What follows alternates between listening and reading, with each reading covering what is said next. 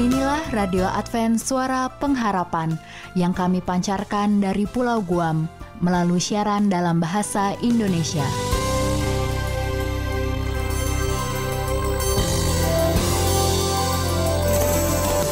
Salam sejahtera kami sampaikan kepada para pendengar kami dimanapun Anda berada.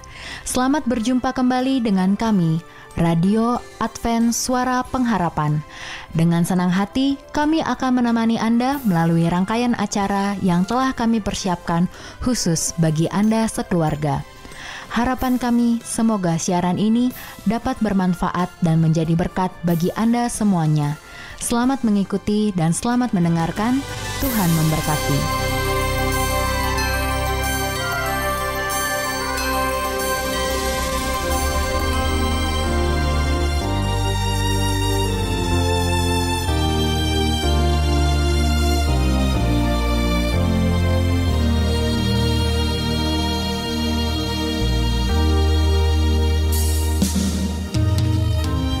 Pendengar yang dikasihi Allah, Anda akan segera mengikuti ruang Alkitab Menjawab yang akan disampaikan oleh Pendeta Andri Daimbani, didampingi oleh Ayura Yosef Manik. Sebuah program yang dipersiapkan dengan seksama, syarat dengan jawaban Alkitab yang ringkas dan logis untuk berbagai pertanyaan Alkitab. Dari studio, kami ucapkan selamat mengikuti.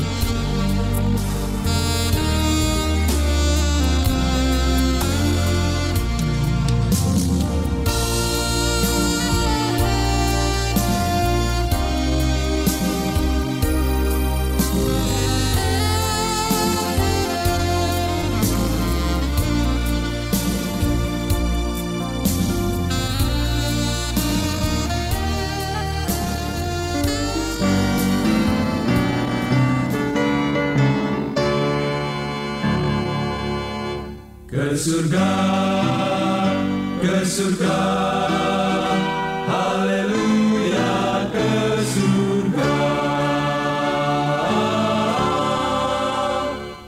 Pada kedatangan Yesus umat saleh bangkitlah, haleluya, ke surga. Sukacita tiada henti, air mata dihapusnya, bangkitlah, haleluya, ke surga. Ke surga, haleluya, ke surga, amin. Ke surga, haleluya, pada pagi fajar mereka pintu kubur terbuka. Ke surga, haleluya, ke surga.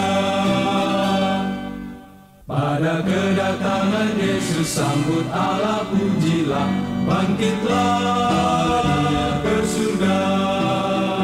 Ku berjumpa anak Allah juru selamat manusia, bangkitlah, haleluya, ke surga. Ke surga, haleluya, ke surga, amin. Ke surga, haleluya, pada pagi fajar mereka pintu kubur terbuka. Ke surga, haleluya, ke surga. Pada kedatangan Yesus sangkakala menggema, bangkitlah, haleluya, ke surga. Ke surga bersama Yesus, ke negeri indah mulia, bangkitlah, haleluya, ke surga. Ke surga, haleluya, ke surga, amin. Ke surga, haleluya, pada pagi fajar mereka pintu kubur terbuka. Ke surga, haleluya, ke surga. Bangkitlah, bangkitlah, ke surga.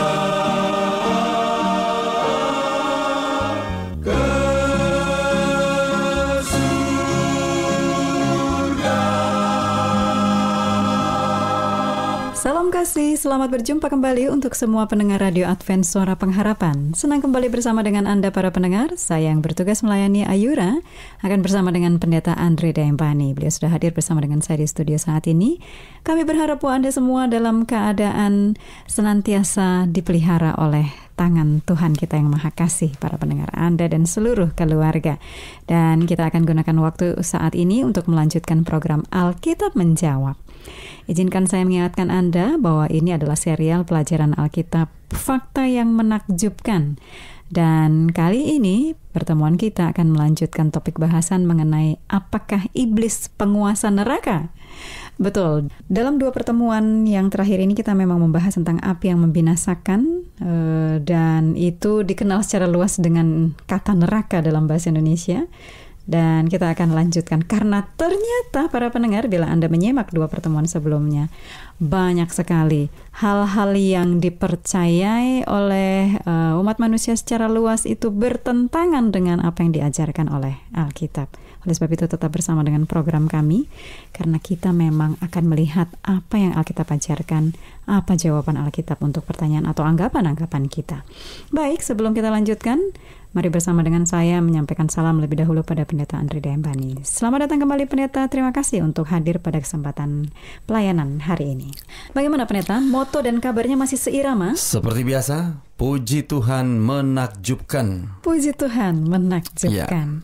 Biarlah hal itu juga, moto ini juga mendorong para pendengar memiliki pengalaman yang sama juga. Amen. Ya Pendeta ya. Betul sekali. Memuji Tuhan untuk pengalaman-pengalaman yang menakjubkan. Nah, pelajaran kita ini juga salah satu hal yang menakjubkan Pendeta. Betul sekali. Karena kita sudah lihat jelas-jelas anggapan yang secara luas dipercaya itu tidak ternyata sama. Tidak demikian Dengan apa yang diajarkan oleh Alkitab. Nah, waktu yang lalu saya ingat bahwa kita sudah membahas tentang apa maksud dari api yang kekal. Sebagian besar kita menganggap bahwa itu memang kekal, menderita kekal, dalam dosa kekal. Dan Alkitab tidak mengajarkan hal yang demikian ya. Artinya kalau sudah habis materi yang dibakar, selesai apinya. Itu maksudnya api yang kekal. Tapi ada pertanyaan yang masih menggantung nih Pendeta. Mungkin bisa dibantu untuk dijelaskan. Saya ingin menyoroti untuk material yang dibakar itu. Alkitab mengajarkan kepada kita bahwa orang-orang jahat, orang-orang yang sudah menolak akan kasih karunia Kristus, itulah yang nanti akan menerima api tersebut. Nah, artinya itu kan materialnya, Pendeta ya. Itu yang dibakar tubuh fisiknya saja, atau karena kita sudah belajar tentang tubuh, jiwa, itu bagaimana? Apakah juga habisnya itu sampai ke jiwa atau bagaimana itu Pendeta? Oke, baik. Jadi saya pikir seperti judul program ini adalah Alkitab Menjawab, biarlah penjelasan itu kita gali dari dalam firman Tuhan, sehingga itu boleh menjadi satu dasar yang baik untuk kita pegang. Nah, baik pendengar dan juga Ayura, untuk menjawab ini saya minta membaca dari 2 ayat. Pertama dari Matius 5 ayat 30, dan kemudian nanti juga dari Matius 10 ayat 28. Bila mana Anda memiliki Alkitab di tangan Anda, mari kita sama-sama buka dan membaca. Nanti Ayura akan membantu saya untuk membaca dari studio. Para pendengar, saya harap Anda juga sudah membuka Matius 5 ayat 30. Saya akan bacakan. Dan jika tanganmu yang kanan menyesatkan engkau, penggalah dan buanglah itu. Karena lebih baik bagimu jika satu dari anggota tubuhmu binasa daripada tubuhmu dengan utuh masuk neraka. Oke, kemudian itu satu ayat yang tadi Ayura sudah sebutkan. Satu ayat lagi dari Matius pasal 10 ayat yang ke-28.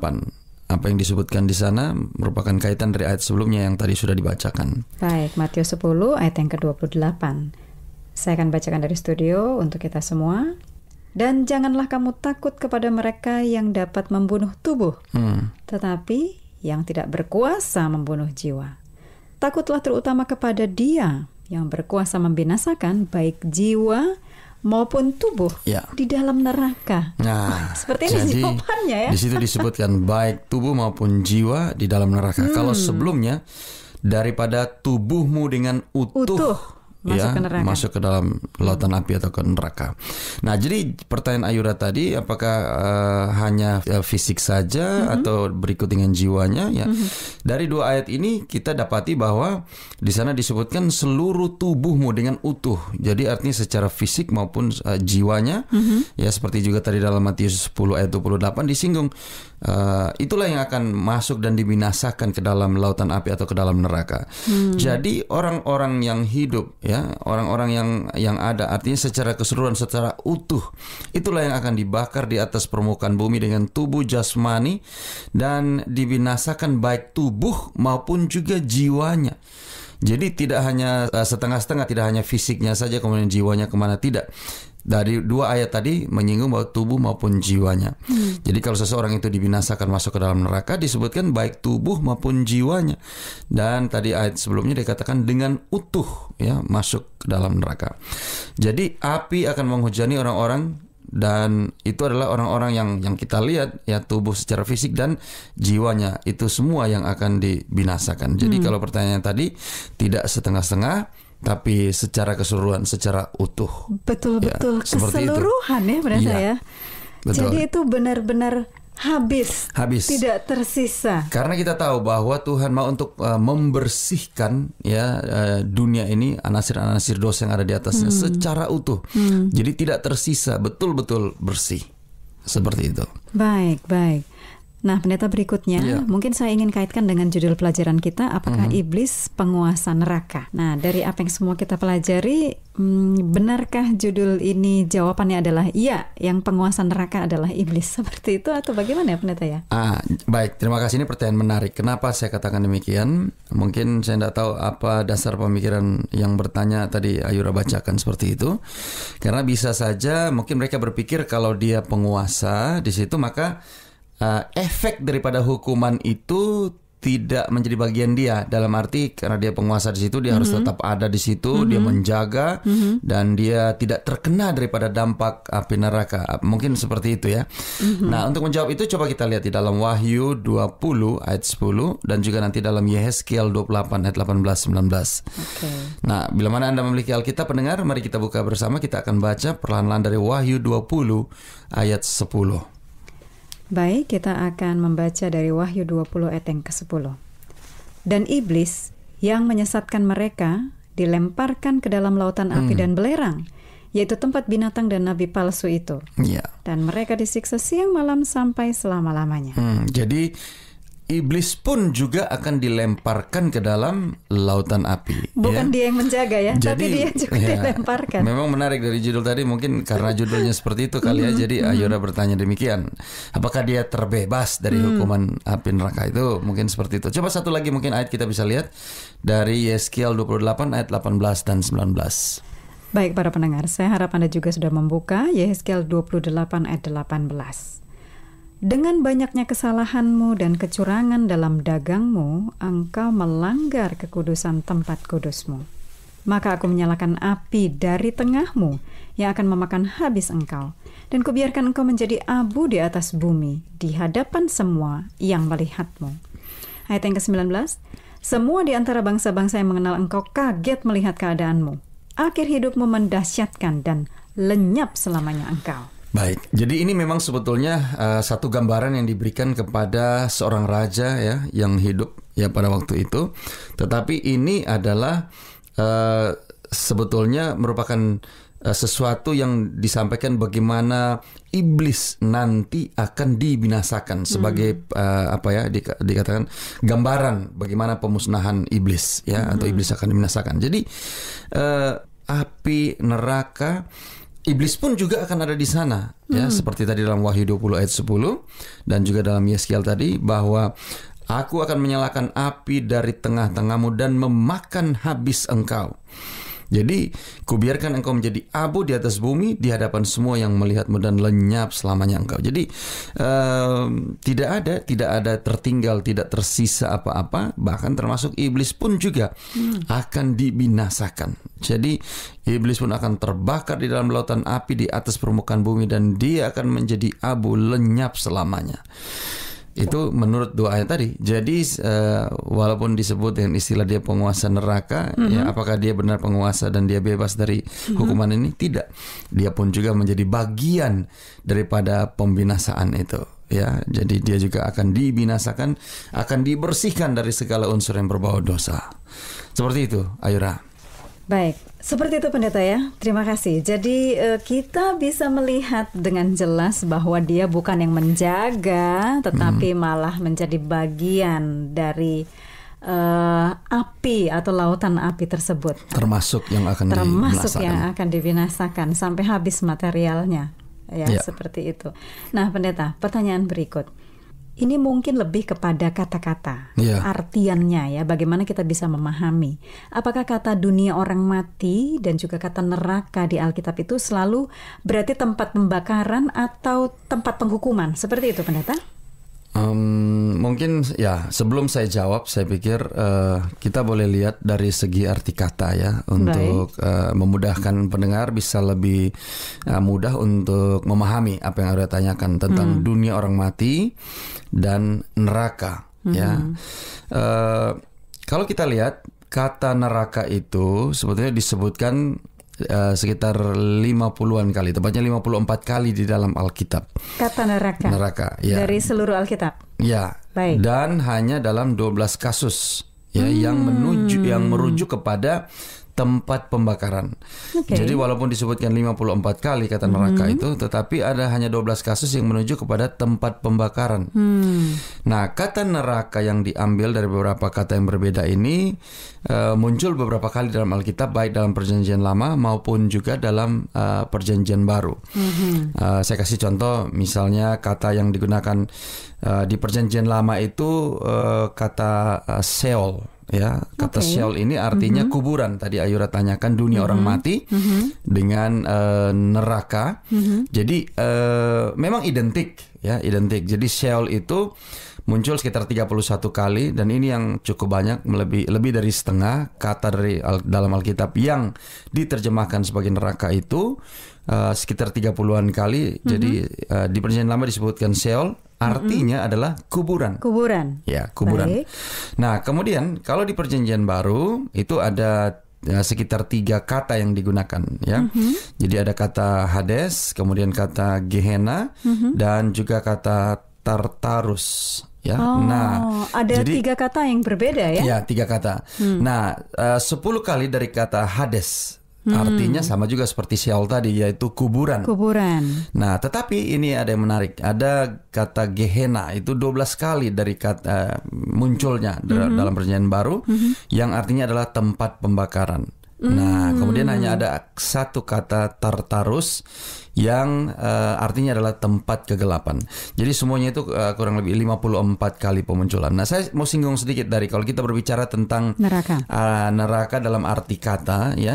Jadi dalam bahasa Yunani ya, kata Gehenna ini adalah sebetulnya pergeseran arti dari kata Ibrani Gehinom. Ya, Gehinom ini artinya adalah lembah atau lebak ya, lebih kepada lembah ya, lembah Hinom, makanya disebut Gehinom. Nah, ada apa di lembah Hinom ini? Jadi lembah ini dia kalau secara lokasi tepatnya berada di sisi barat daya daripada kota Yerusalem, dan ini adalah tempat di mana ya seperti TPA kali ya. Seperti itu ya. Seperti kalau memang kita tempat istilah dikumpulkan ya, tempat pembuangan sampah kalau kita sekarang ya. Jadi tempat di mana baik itu bangkai hewan, sampah, ya kadang-kadang juga jasad tubuh itu, tapi untuk penjahat ya, bukan orang-orang yang awam biasa, tapi jasad atau tubuh mayat dari para penjahat itu dibuang. Dan di sana itu api menyala terus-menerus. Jadi cara pada waktu itu orang mereduce atau apa ya, menghilangkan sampah itu adalah dengan cara dibakar. Belum seperti teknologi sekarang diurai dan lain sebagainya. Jadi tempat yang tadi itu Gehinom itu, Gehenna, itu adalah satu tempat di mana ya menjadi tempat seperti TPA, tempat di mana itu sampah, bangkai hewan dan juga jasad dari para penjahat dibuang dan dibakar di sana. Jadi satu tempat yang apinya itu terus bernyala, walaupun kecil tapi bernyala apinya, terus ya. Jadi ini seperti tempat pembakaran sampah di zaman modern lah kalau kita bilang ya.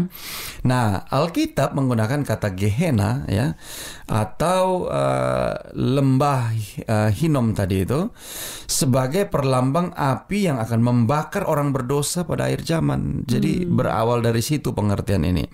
Jadi api Gehenna sudah tidak menyala lagi tentunya sekarang ini ya.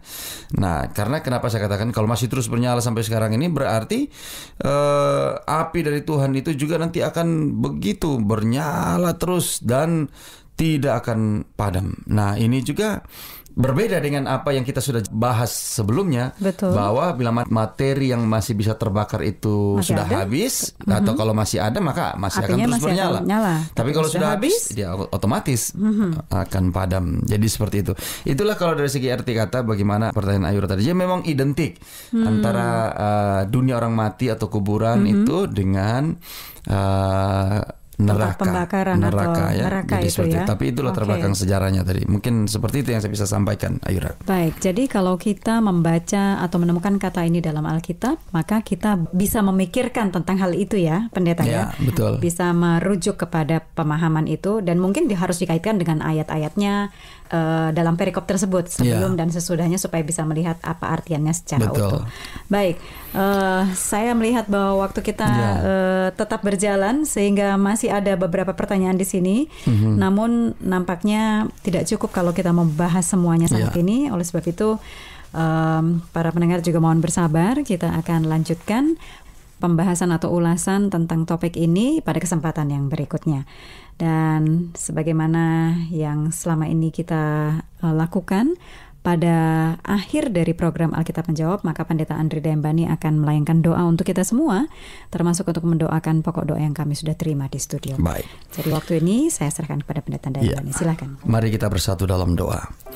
Bapa Sorgawi, Allah yang baik, Allah yang Maha Pengasih, kami puji muliakan nama-Mu ya Tuhan pada saat ini, bila mana kami kembali memiliki waktu untuk boleh sama-sama mendiskusikan akan pelajaran firman Tuhan dalam ruang Alkitab Menjawab.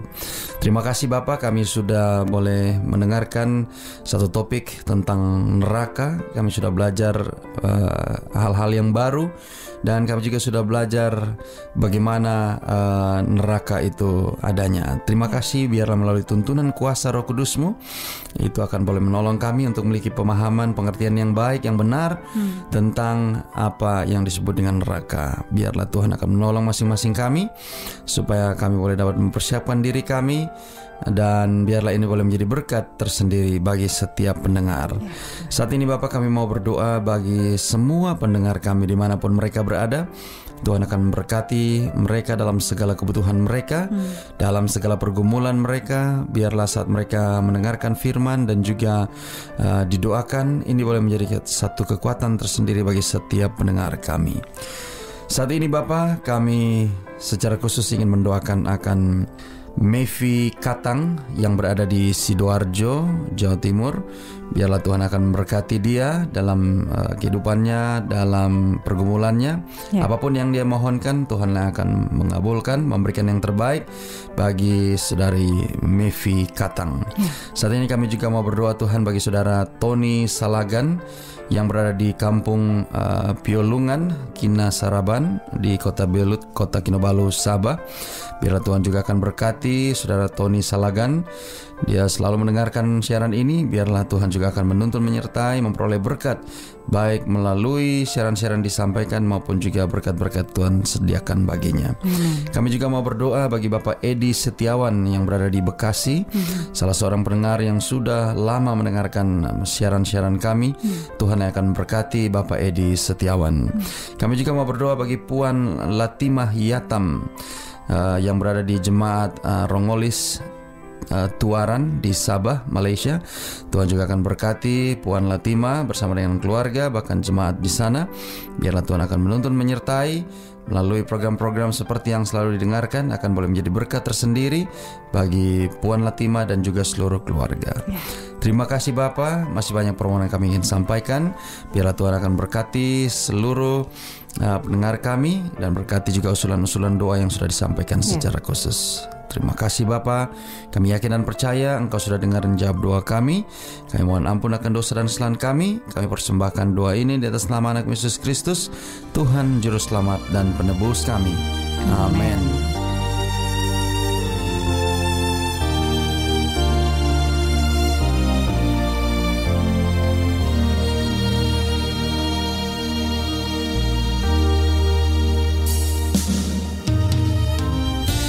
Anda baru saja mengikuti Ruang Alkitab Menjawab. Dan kami berharap serta mendoakan bahwa program ini bukan saja menjawab pertanyaan Anda, tetapi juga dapat digunakan sebagai pedoman hidup bagi para pencari Tuhan yang sungguh-sungguh. Sampai berjumpa kembali dalam program yang sama minggu depan. Salam dan doa kami menyertai Anda sekalian. Tuhan memberkati.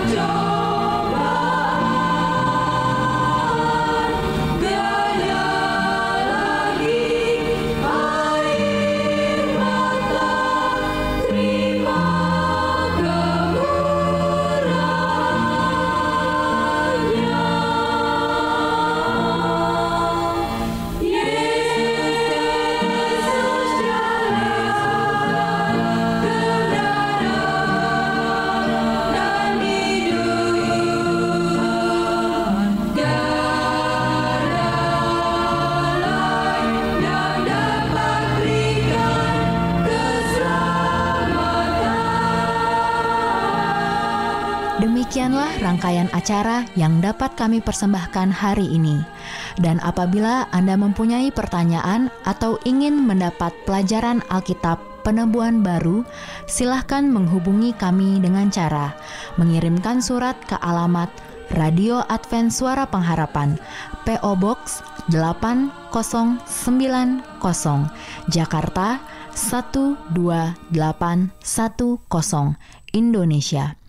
Telepon 0821 1061 1595. Alamat email awrindonesia@yahoo.co.id. Anda juga dapat bergabung di Facebook kami, Pendengar Radio Advent Suara Pengharapan, juga Radio Advent Suara Pengharapan. Terima kasih kami ucapkan bagi Anda semua pendengar kami yang setia. Kita akan berjumpa kembali pada waktu dan gelombang yang sama esok hari. Salam kasih dan sejahtera, kiranya Tuhan memberkati kita semua.